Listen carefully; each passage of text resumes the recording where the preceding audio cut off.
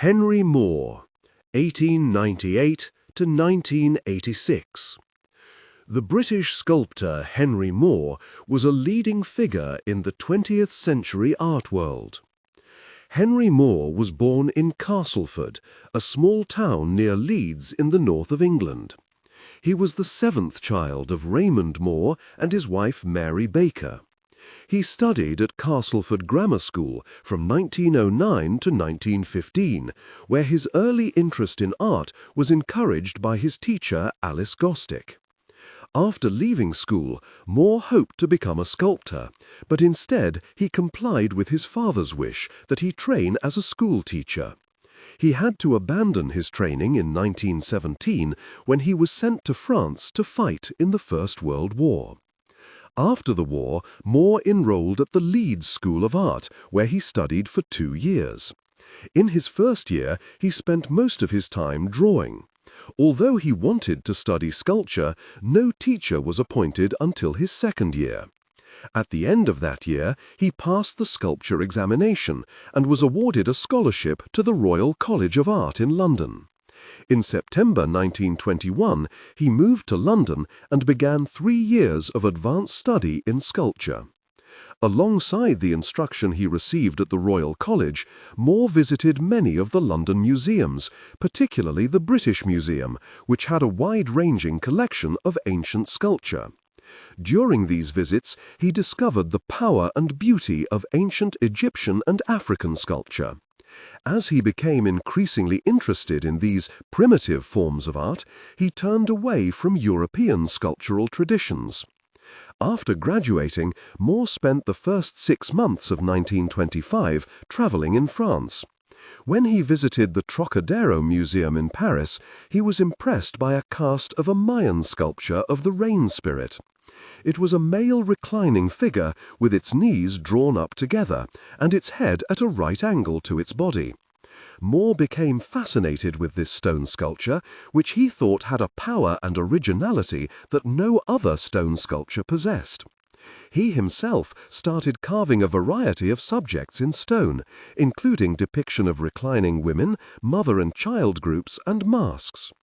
Moore's exceptional talent soon gained recognition, and in 1926 he started work as a sculpture instructor at the Royal College. In 1933, he became a member of a group of young artists called Unit 1. The aim of the group was to convince the English public of the merits of the emerging international movement in modern art and architecture. Around this time, Moore moved away from the human figure to experiment with abstract shapes. In 1931, he held an exhibition at the Leicester Galleries in London. His work was enthusiastically welcomed by fellow sculptors, but the reviews in the press were extremely negative and turned Moore into a notorious figure. There were calls for his resignation from the Royal College, and the following year, when his contract expired, he left to start a sculpture department at the Chelsea School of Art in London. Throughout the 1930s, Moore did not show any inclination to please the British public. He became interested in the paintings of the Spanish artist Pablo Picasso, whose work inspired him to distort the human body in a radical way. At times, he seemed to abandon the human figure altogether. The pages of his sketchbooks from this period show his ideas for abstract sculptures that bore little resemblance to the human form. In 1940, during the Second World War, Moore stopped teaching at the Chelsea School and moved to a farmhouse about 20 miles north of London. A shortage of materials forced him to focus on drawing. He did numerous small sketches of Londoners, later turning these ideas into large colored drawings in his studio. In 1942, he returned to Castleford to make a series of sketches of the miners who worked there. In 1944, Harlow, a town near London, offered Moore a commission for a sculpture depicting a family. The resulting work signifies a dramatic change in Moore's style, away from the experimentation of the 1930s towards a more natural and humanistic subject matter. He did dozens of studies in clay for the sculpture, and these were cast in bronze and issued in editions of 7 to 9 copies each. In this way, Moore's work became available to collectors all over the world. The boost to his income enabled him to take on ambitious projects and start working on the scale he felt his sculpture demanded.